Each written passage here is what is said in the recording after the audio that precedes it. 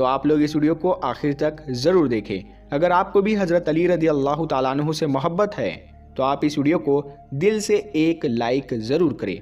तो आइए दोस्तों शुरू करते हैं। प्यारे दोस्तों, हज़रत अबू साद खुदरी रज़ी अल्लाह ताला अन्हु से रिवायत है, एक मरतबा अल्लाह के प्यारे नबी हज़रत मोहम्मद मुस्तफ़ा सल्लल्लाहु ताला अलैहि वसल्लम जंग से वापस आ रहे थे तो एक उजाड़ बस्ती से गुजरे।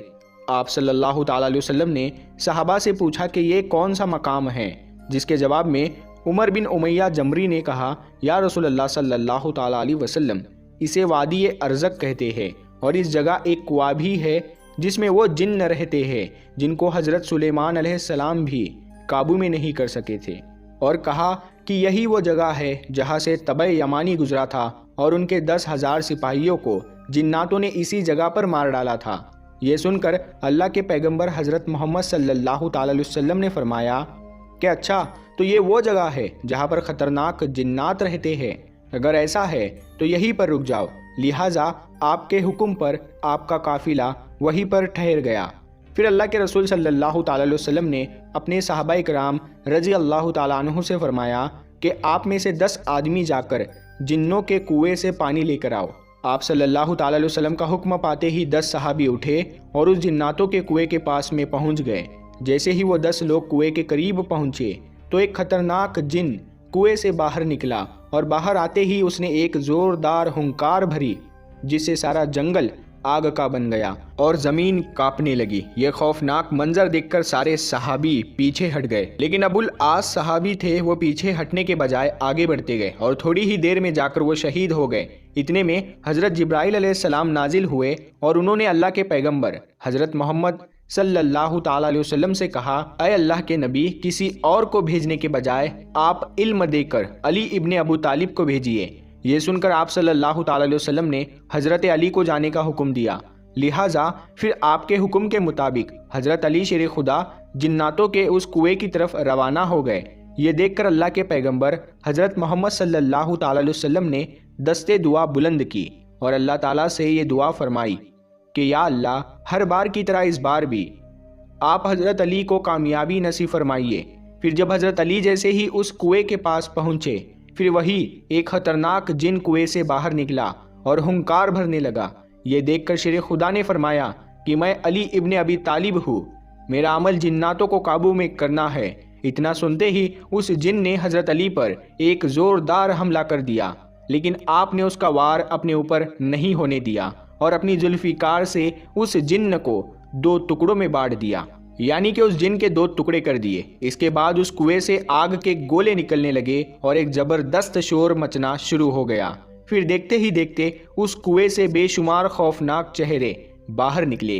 ये देखकर हज़रत अली रज़ी अल्लाह ताला अन्हु ने चंद आयतें पढ़ी जिसे वो आग बुझने लगी और वो धुआं भी आहिस्ता आहिस्ता हवा में तब्दील होने लगा। फिर हज़रत अली जाकर कुएं के मुंडेर पर चढ़ गए और कुएं से पानी हासिल करने के लिए अपना बर्तन डाल दिया, लेकिन जिन्नातों की तरफ से उस बर्तन को कुएं से बाहर वापस फेंक दिया गया। ये देखकर फिर हज़रत अली रज़ी अल्लाह ताला अन्हु ने कुछ कलिमात पढ़े और फिर कहा, मैं मुकाबले के लिए तैयार हूँ, आ जाओ। इतना सुनते ही एक खौफनाक जिन बाहर निकला और आते ही उसने उन पर हमला कर दिया और आप उसके हमले से बचते हुए आपने उसका भी कत्ल कर दिया।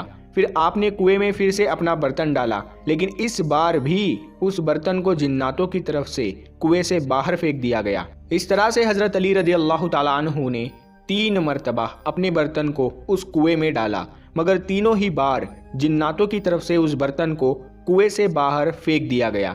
बिलाखिर हज़रत अली रज़ी अल्लाह ताला अन्हु ने असहाब से कहा कि मैं अपनी कमर पर एक रस्सी बांधता हूँ और कुएं के अंदर उतरता हूँ और तुम इस रस्सी को पकड़े रखना। चुनांचे इसके बाद में असहाब ने ये रस्सी पकड़ ली और हज़रत अली रज़ी अल्लाह ताला अन्हु उस कुएं के अंदर उतर गए।